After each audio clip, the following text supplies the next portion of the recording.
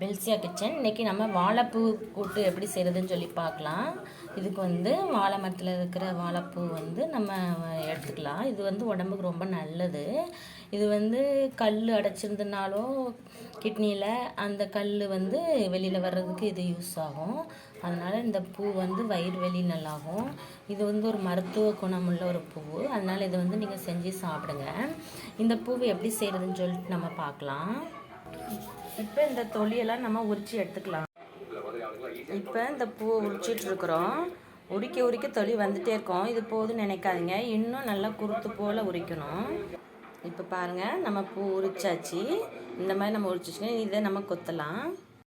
இப்போ இந்த வாழைப்பூவில் இருக்கிற இது பார்த்திங்களா, இது இருக்குது. இது இந்த முனையில் ஒன்று இருக்கும், ஒரு வேர் மாதிரி. அந்த வேர் நம்ம எடுத்துடணும். அந்த வேரை எடுத்துட்டு அந்த பூவையும் நம்ம நறுக்கி போடணும். பாருங்கள், இந்த வேர் நமக்கு வேஸ்டானது. பாருங்கள், இந்த வேர் தான் நமக்கு வேஸ்ட்டு. இது உள்ளே இருக்கக்கூடாது, இது வெளியே எடுத்துடலாம். இப்போ நம்ம அந்த பூவை உரிச்சாச்சு. பாருங்கள், எல்லாத்தையும் உள்ளே இருக்கிற வேர் எல்லாம் எடுத்தாச்சு. எடுத்து இந்த பூவை எப்படி நறுக்கிக்கலாம்.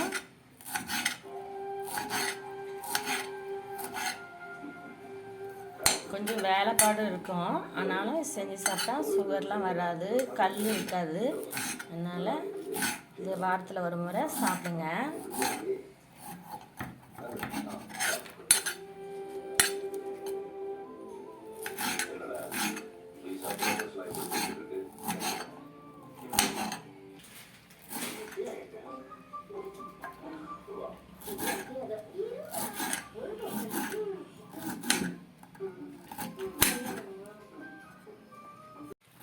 இப்போ இந்த பூவை நறுக்கியாச்சு. அந்த வாழைப்பூவை நறுக்கலாம்.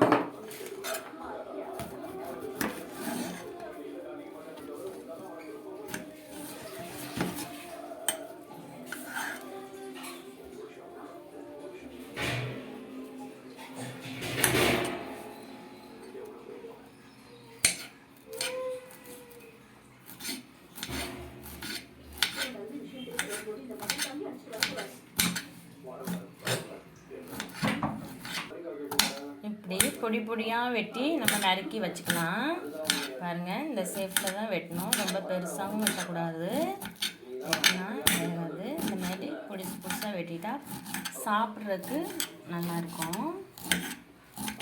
இப்போ இந்த பூவை நல்லா கழுவிக்கலாம். கழுவிட்டு கொஞ்சம் தயிர் ஊற்றி கழுவணும்.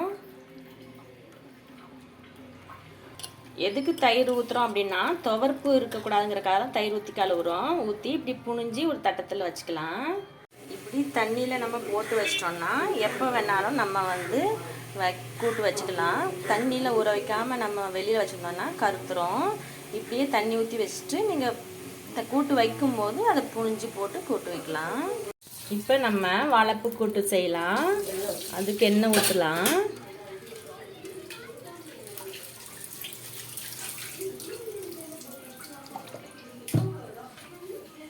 கடுகு போட்டுக்கலாம்.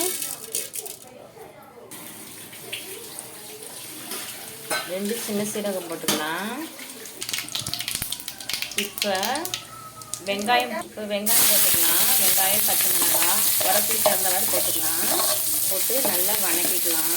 அப்புறம் அந்த பூவை போடலாம். போட்டு நல்லா வணக்கிக்கலாம். இப்போ மஞ்சள் தூள் கொஞ்சம் போட்டுக்கலாம்.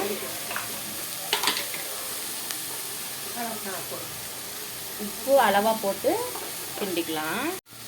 இப்போ இதை நல்லா போட்டு வணக்கிட்டு நல்லா ஒரு 5 நிமிஷம் அப்படியே மூடி வச்சுருவோம். தண்ணி ஊற்றக்கூடாது, அப்படியே எண்ணெயிலேயே வணக்கணும்.